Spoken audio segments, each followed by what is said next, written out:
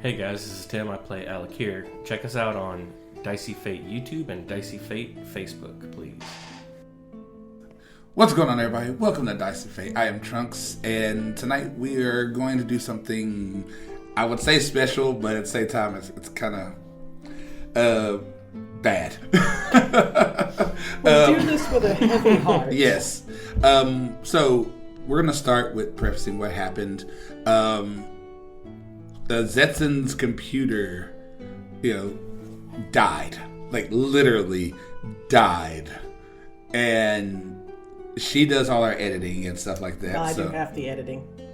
Oh. Luckily. Between her and Tim, they do all the editing for the podcast. And episode 20, which is what I was working on. What she was working on, died along with the computer, which is weird because in the fact that we didn't have it anywhere else saved. We have every other episode somewhere, somehow saved, but for some reason, like, I usually listen to the raws to get ready for the new game, and I don't even have it. I don't have the raw anywhere, and like, I don't understand that. Like, she doesn't have it in her, she didn't have it in her drive. No one had this episode. And it was so weird. So what we're going to do is we're going to do like a mini Outside of Fate, or a mini just retelling of the key points, what happened and stuff like that. So, we have something to put up to tell what happened to episode 20 and what happens in episode 20. So, we're sorry about this, but 21 will be coming out too, and hopefully everything goes well with that one, and everything going forward is back to normal. So we're sorry again. Just bear with us on this episode. If you want to skip this one, I get it. Come and listen to Outside of Fate. We'll be talking about it when it comes up, about this episode. So we'll go into more detail there on stuff. But like I said, this will just be kind of the big points of the episode. So thank y'all again, and let's get into it. So we start off with, an elven man approaching. We know who that is. It is Chris Wolfhart, the new knight captain of Velis. Thank you.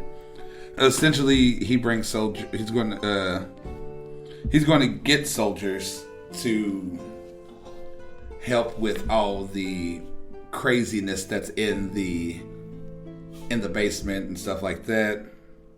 They're quarantining the house, and they tell people don't that the what's called is going toward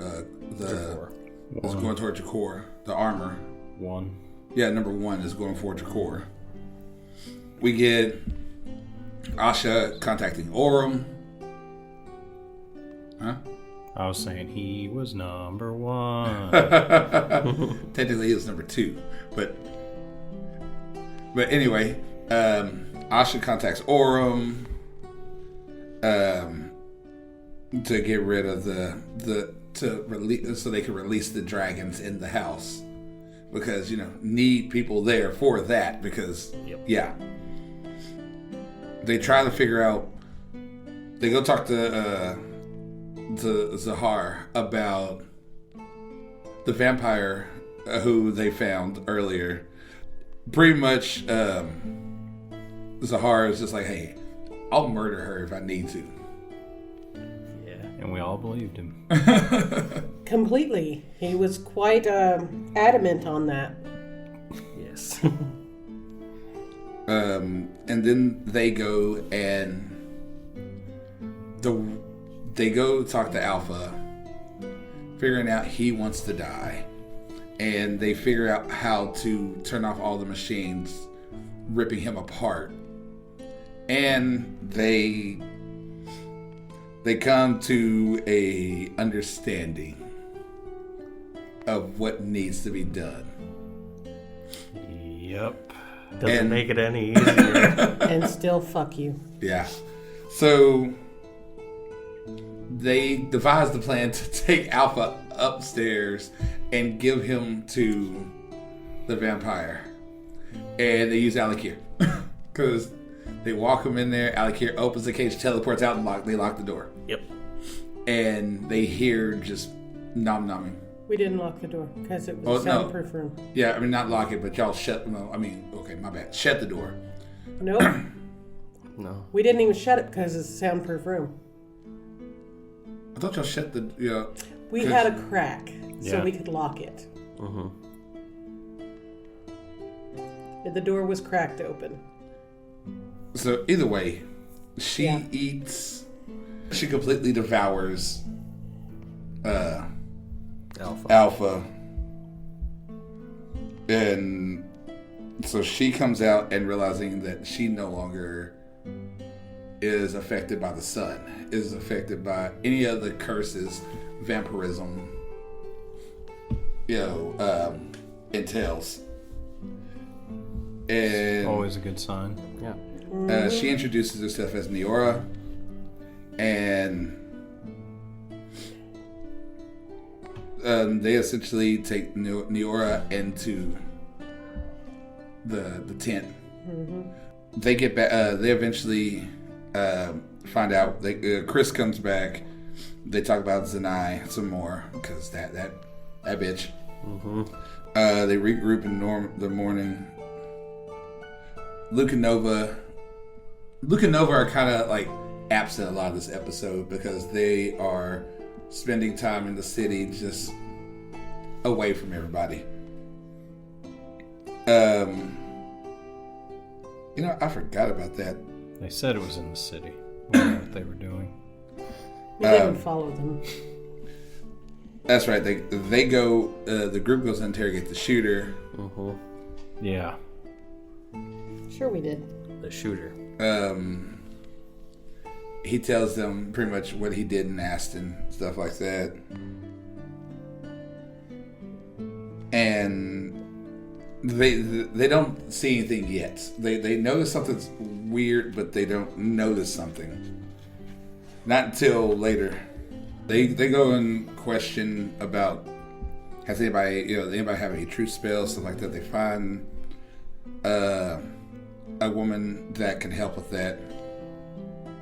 And then they find out that Terran is not there. That it's not him. Yeah, it's a new guard when we get down there. Yeah. The second time. Yep. And so they pretty much go tell Edric, and then they also tell Edric about Jason. Yeah.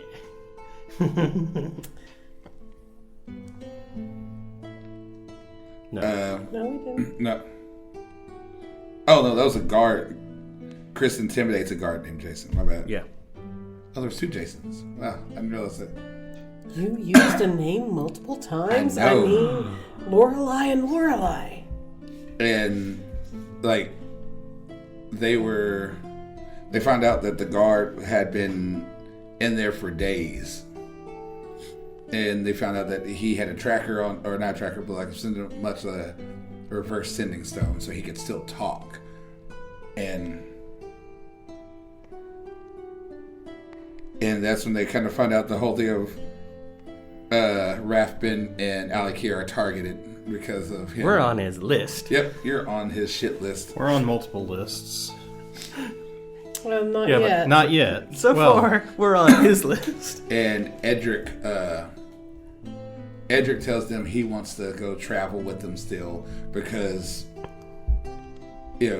he's had fun up till now. But, they tell him no because he has to be king. He's got responsibilities. Everyone then regroups at Chris's house to scry on the assassin. They find out that Chris has a giant white wolf. So him and Zindel go play. Yep. They scry on the assassin, and they say the person's on horseback heading out the city. And And pretty much by the end of it, they regroup with Luke and Nova, and everyone goes to rest for the night. And honestly, that's the last of it. That's actually, for the most part, all that happens in that one. Yeah. The longest time that actually was in the episode was us debating on how to handle Alpha and the vampire. Yeah. Yeah, because that was a part that everyone was just like, what the fuck, man? I mean, it was one of those that we kind of knew what we needed to do, but we hated it every minute. Especially when somebody used the voice that he used. Oh, yeah. The voice of, The child. Yeah. Basically, yeah. And it was a scared, just kind of innocent voice. You know, you're not making it any better for yourself. Oh, I know. Okay. No. I wanted He's him showing how much of an asshole he is. Yes.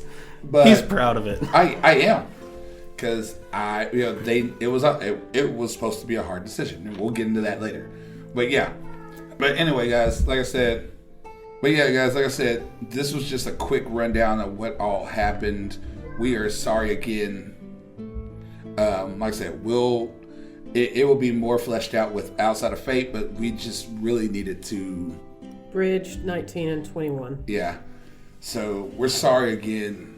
Please don't hold us hold this against us. Like I said, we'll be back with 21, back to the full form again, and Outside of Fate will fill in more gaps in what's going on. But yeah, guys, we want to say thank you again, and see y'all back at 21.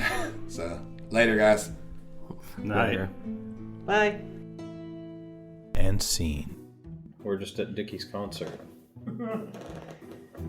The thing about it, though, now that I think about it, Dickie being a changeling makes so much more sense because Dickie can be a man, a woman, whatever. So any voice in the background could absolutely be Dickie.